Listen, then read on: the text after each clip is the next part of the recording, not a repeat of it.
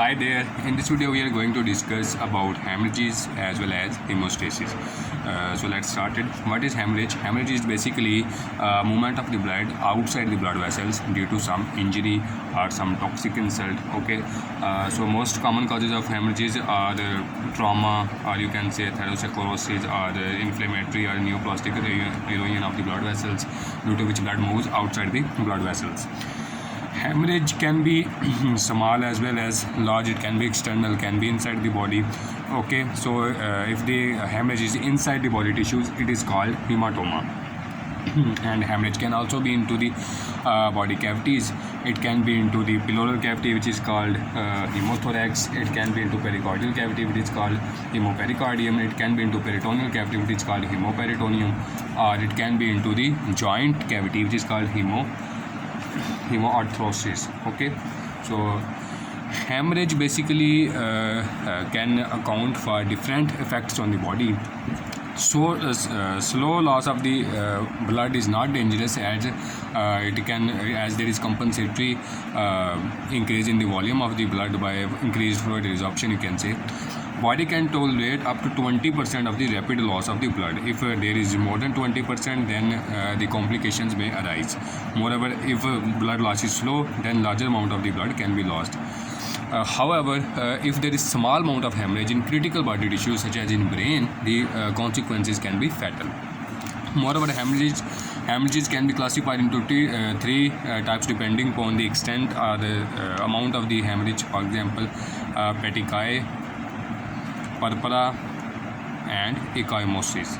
Okay, so what are petechiae? Petechiae are basically very small hemorrhages under the skin, which you can say 1 to 2 millimeter in size, and these are due to defective blood coagulation, platelet disorder, or some you can say toxic injury, and so on. Purpuras are similar to petechiae, but they are larger in size. They range from 3 to 5 ml and arise due to same condition, same bleeding condition or trauma. Ecchymosis are basically bruises, large bruises here, and these are due to some trauma. And when ecchymosis are formed, the blood moves outside the blood vessel, and this blood contains hemoglobin, and this hemoglobin is broken down into the bilirubin, and then this bilirubin is broken down into hemosidin, which is then cleared by macrophages. Okay, due to changes in pigments, there is change in the color of the ecchymosis or bruises, which are observed from outside. For example, hemoglobin is red, blue in color, bilirubin is blue-green in color, and then it is converted into hemosidin, which is golden brown in color. So these are the different color changes which are observed in the bruises. Our next topic is hemostasis. So what is hemostasis? Hemostasis is basically a process in which blood loss from the blood vessels is prevented. So it involves a series of reaction in which the different platelets as well as different coagulation factors and different proteins are involved, which stop the loss of the blood from the blood vessels. However, if a hemostatic process become abnormal, it can lead to the formation of thrombosis. So if there is a blood vessels here and injury occurs at this site supposedly, so first step is vasoconstriction. This vasoconstriction is mediated by neuronal signals as well as local chemicals. Okay, if injury occurs here and there is blood loss, neuronal signals stimulate the vasoconstriction to reduce the blood flow in this area, so that bleeding can be minimized. Moreover, this damaged endothelium releases a chemical which is called endothelin. This is a potent vasoconstrictor here, which reduces the blood flow here and tries to minimize the bleeding. Next step is the formation of platelet plug. So what happens when there is injury to blood vessels? Von Willebrand factor and tissue collagen get exposed. These two tissues these interact with the platelets, and platelet get activated, and they change their shape and arrange together and form a platelet plug, which seals this damage here. Okay, platelet plug is formed which seals this damage, which is called primary hemostasis. In the next step, supposedly this is a primary hemostatic platelet plug formed here. In the next step, what happens? Soluble collagen from the blood gets converted into fibrin, which deposited here and gives strength to this platelet plug. This is called secondary hemostasis and leads to the formation of a stable clot. This secondary hemostasis is in response to the formation of thrombin. Thrombin is an enzyme which converts fibrinogen into fibrin, and it is formed in response to the coagulation cascade. In the next step, clot is dissolved and normal tissue is restored. How this happens? This happens by activation of fibrinolytic pathway, which activates plasminogen into plasmin. So plasmin is basically an enzyme which dissolves this fibrin, you can say network of the fibrin in the blood clot and dissolves the blood clot. So this plasminogen is converted into plasmin by two ways. It can be converted by employing factor 12, or it can be converted by using tissue plasminogen activator. Both activate plasmin to plasmin, and this plasmin in turn dissolve the clot here. So these are the different steps in the normal hemostatic process. So in the normal hemostatic process, endothelial cells are of central importance. These endothelial cells can be procoagulant as well as anticoagulant depending upon the conditions. If there is injury to blood vessel, then they are procoagulant. However, in the normal blood vessel, they are anticoagulant, or they play anticoagulant role. Platelets are also of central importance. Platelets are the fragments of megakaryocyte in the bone marrow. They don't contain nucleus. However, they contain two different kinds of granules. One are alpha granules and other are dense granules. Okay, these alpha granules contain different P-selectins. They contain coagulation factors, von Willebrand factor, fibrinogen, and platelet-derived growth factor, and so on. Dense granules contain ATP, ADP, calcium, serotonin, and epinephrine. Moreover, platelets contain two kinds of receptor. One is glycoprotein 1b receptor, and other is glycoprotein 2b 3a receptors. These receptors play an important role in the platelet activation and aggregation. Glycoprotein 1b receptor interacts with the von Willebrand factor and tissue collagen, and it leads to the activation of platelet. Moreover, the glycoprotein 2b and 3a receptor, it interacts with the fibrinogen and plays an important role in clustering of the platelets and formation of a platelet plug. So these two receptors are involved in the formation, in activation and the formation of platelet plug here. Moreover, platelet contain, supposedly this is a platelet here, platelet contain phosphatidylserine on their internal surface. Supposedly this is phosphatidylserine on internal surface. When they get activated, it moves outside. It gets to outside of the platelet, and on the outer surface it binds to calcium. So calcium is required for the coagulation cascade to proceed. So it concentrates calcium here and provides this calcium for the coagulation cascade to go on and activate various coagulation factors. Moreover, when platelets get activated, they release their granules outside, and granules of platelet contain ADP. Dense granules contain ADP, and this ADP is involved in platelet activation. So activated platelets release ADP, and this ADP in turn activates more and more platelets. So it is basically a recruitment process in which activated platelets activate more and more platelets. Moreover, activated platelets also synthesize thromboxane A2, which further recruits more and more platelets.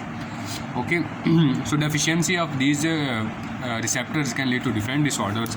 For example, if there is deficiency of von Willebrand factor, it is called von Willebrand disease, and if there is a deficiency of glycoprotein 1b receptor, it is called Bernard-Soulier syndrome, and if there is any defect in the glycoprotein 2b 3a receptor, it is called Glanzmann thrombasthenia. So these are different bleeding disorders which increase the bleeding tendency of the individual.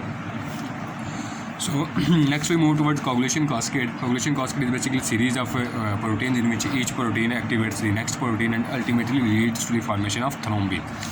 So we move here. When we proceed the coagulation process in the laboratory, there are two pathways through which coagulation occurs. One is intrinsic pathway and one is extrinsic pathway. In intrinsic pathway, all the factors are present inside the circulation and no chemical factor is required from the outside. However, in extrinsic pathway, tissue factor is required, which is derived from endothelium, and it is not present inside the circulation. So that's why it is called extrinsic pathway. So in intrinsic pathway, what happens? Glass beads or negatively charged particles activate factor 12, which in turn activate factor 9, and factor 9 activate factor 11. Factor 11 activates factor 9, and this factor 9 in turn activates factor 10, and factor 10 in combination with factor 5 activates prothrombin into thrombin, and thrombin converts fibrinogen into fibrin and leads to the formation of secondary hemostatic plug. In extrinsic pathway, tissue factor is added into the test tube along with calcium and phospholipids. This tissue factor activates factor 7. Factor 7 in turn activates factor 10 in combination with factor 5, and it activates then prothrombin to thrombin, and fibrinogens get converted to fibrin. So these are two pathways which we have to learn here. However, inside the body, the extrinsic pathway is basically dominant here. So what happens? Tissue factor at the site of injury activates factor 7. Factor 7 activates factor 9 here, and it then activates factor 10, and factor 10 then activates prothrombin to thrombin. So this is the pathway which occurs inside the body, and these are the pathways which are observed outside the body in the test tube. So there are two tests which identify the functionality of these clotting factors.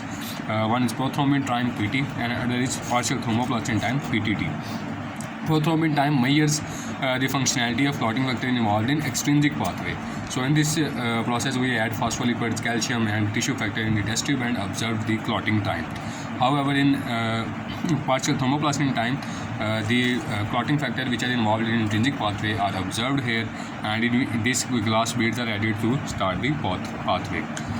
Deficiency of these clotting factor can lead to the bleeding disorder. However, the deficiency of factor 12 may increase the thrombotic incident. Why? Because factor 12 is not only involved in the clotting process, but it is also involved in anticoagulant pathways, because it activates plasminogen into plasmin. So that's why if there is deficiency of factor 12, it can lead to thrombotic events. So what are the functions of the thrombin which is formed here? Thrombin is basically converting fibrinogen to fibrin, okay, and moreover this thrombin also activates factor 5, it activates factor 8, it activates factor 11. So it is activating multiple coagulation pathway or coagulation proteins. Moreover, thrombin also activates platelets through their protease activated receptors. It is also involved in inflammatory processes, and it also plays an anticoagulant role. How it plays its anticoagulant role? Basically, in normal endothelium, this thrombin is combines with thrombomodulin and endothelial C receptors, and it here cleaves and activates protein C. This protein C combines with protein S and form protein CS complex.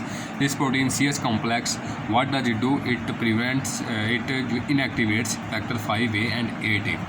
So in this way, this thrombin also plays an anticoagulant role in the normal endothelium, or a point where there is no injury to blood vessels. So what are different factors which limit the coagulation? One is if this is a blood vessel here, and here are tissue injury, and here these are the activated factors.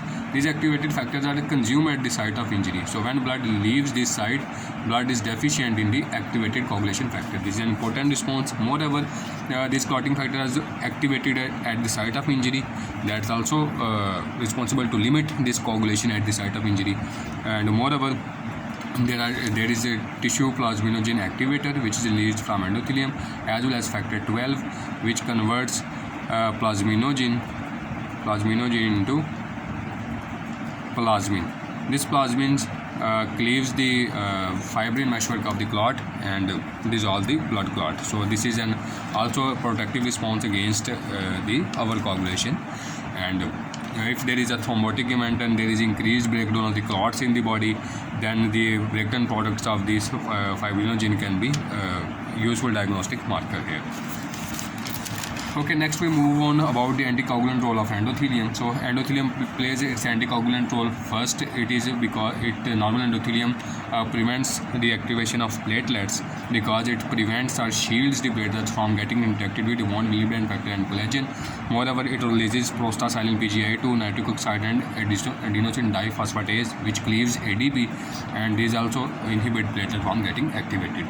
Moreover, in the normal endothelium, there is thrombomodulin endothelial C protein C receptors which bind thrombin and protein C, and thrombin here cleaves protein C, and protein C binds with protein S and form protein CS complex which inhibits activated factor 5A and 8A. Moreover, when thrombin binds with thrombomodulin, its ability to activate the multiple clotting factor is also inhibited. So in this way, role of thrombin is converted from procoagulant to anticoagulant.